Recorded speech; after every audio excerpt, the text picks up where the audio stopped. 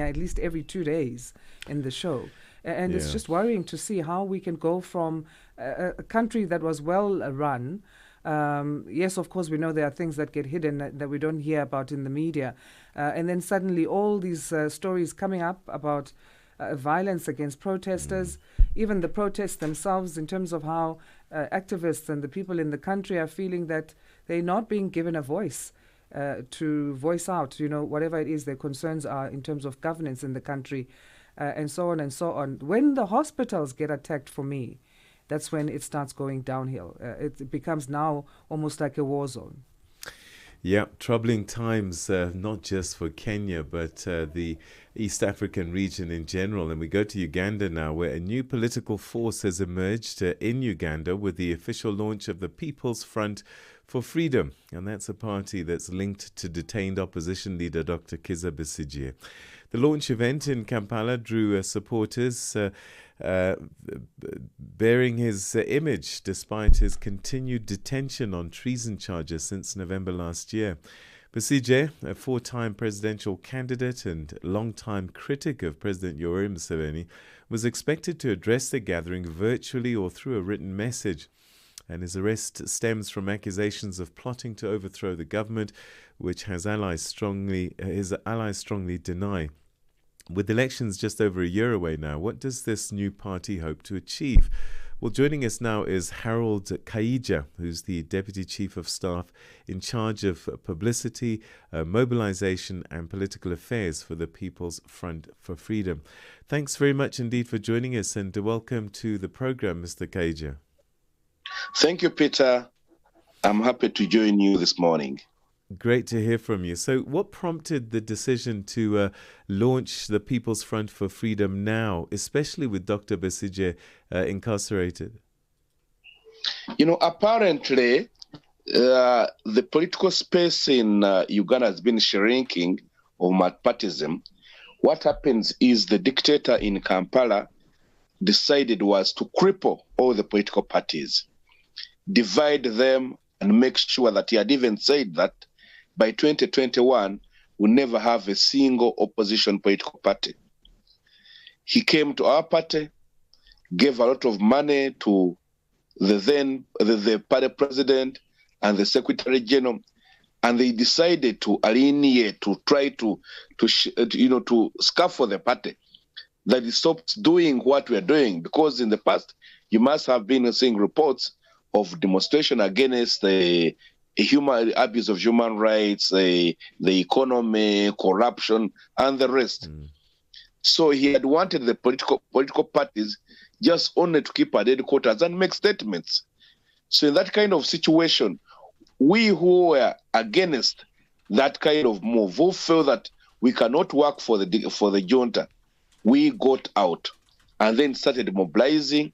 Eventually, we agreed to form the political party, the People's Front for Freedom, or what now we call the Freedom Party, PFF. So we say that you cannot do politics if you are not organized and you are not registered. Then eventually we decided to register this political party around August last year. But we had a lot of challenges from the Electoral Commission. One, first of all, had refused to register our name because of having the word front, which they saw, I think, and they were treating it as a rebel outfit. They created another political party called PPEF.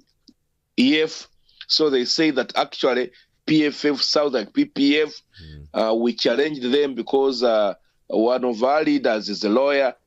And eventually, after 6 months, just last month, on the 5th, that's when they gave us our registration certificate. And then we decided, because coming to the elections, we needed our people to contest on a party ticket. That's why we registered this political party. We've seen in other countries across the continent, more recently in Cameroon now, where you've got a plethora of opposition parties that are not united. And in the end, what it does is it empowers and emboldens the governing parties. Is this going to be different in Uganda? Because yet another political party perhaps means more fragmentation of opposition politics. Apparently, the situation looks abnormal because for you in South Africa, you are allowed to associate. But here the situation leads to fragmentation. Another political party, an opposition political party, the party president is a minister. But that party president says he's going to contest for presidency. That's called the Democratic Party, Minister of Justice. There's another political party which was the one that brought us independence, the Uganda People's Congress. The wife to the party president is another minister. So there is a way. In such a situation, such political parties cannot come out to oppose the establishment. So in that kind of situation, now what we are doing is, last week, our PFF signed a memorandum of understanding with another political party called the Alliance for National Transition. So we are trying to get like-minded political parties to have MOUs so that we join together and fight the junta, and then we try to pack those that we see or are now known to be working with the junta, so that there is a gap between those opposing and those who are working with oppressor. Given the demographics of our continent, and Uganda is no exception, the youth are really going to be the lifeblood of any political party or any political change using the ballots. Is there strong youth participation in this party of yours? True. Apparently, Uganda is the second in the world having the highest number of youth in our demography. So ignoring the youth, that would be suicidal. So all our focus is centering in addressing the issues that touch the youth. We have a huge following of the youth, especially those, the elite.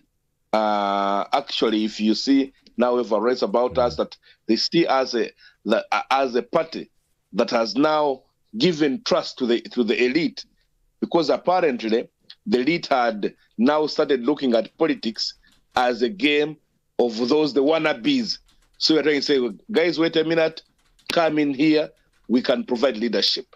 And then in a way, we are able to shape the narrative that eventually there is a good leadership that looks at the youth, looks at the women, and even those that are aged.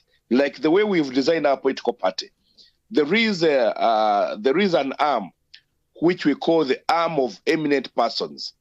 That is majorly, these are people of high integrity, people who have been in office, and people see their track records as trusted. So that arm is supposed to check another arm, which is called the cabinet, right, which is led by the chairperson. Now the eminent persons are led by Dr. Besigye. Okay, I understand. I think we're going to have to leave it there for today, but we'd love to chat to you again and to see how things are going and how things are developing. But for today, thank you so much indeed for joining us, Mr. Kaija. That's Harold Kaija, Deputy Chief of Staff in charge of Publicity, Mobilisation and Political Affairs for a newly formed party under Dr. Besigye called the People's Front for Freedom. It's time for your news headlines. A very good morning once again to Dwalane Tulongwepe.